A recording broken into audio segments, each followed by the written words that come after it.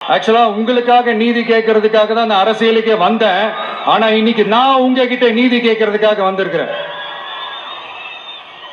இந்த விஜய் என்னங்க தப்பு பண்ணா? தன்னை நேசிச்ச தன்னுடைய மக்களுக்காக அரசியலுக்கு வந்தா அது ஒரு தப்பா?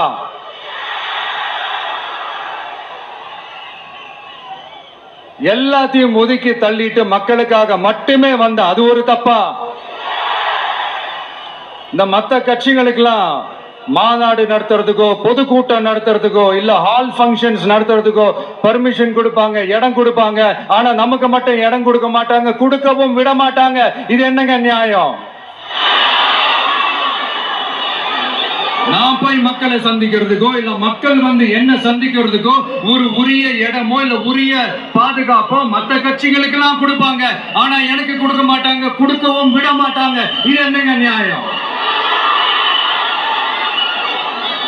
இந்த SOPs சொல்லுவாங்க, அதனுடைய ஃபுல் ஃபார்ம் வந்து ஸ்டாண்டர்ட் ஆபரேட்டிங் ப்ரொசீஜர். ஆனா எனக்கு மட்டும் அது ஸ்டாலின் சார் ஆபரேட்டிங் ப்ரொசீஜர். இது என்னங்க நியாயம்?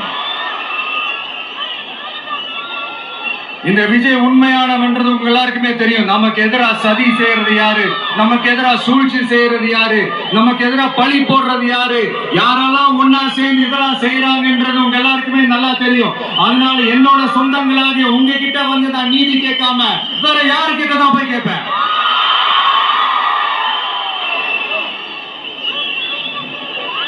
செல்ஃபே எடுக்காத ஒரு கூட்டணி கணக்கு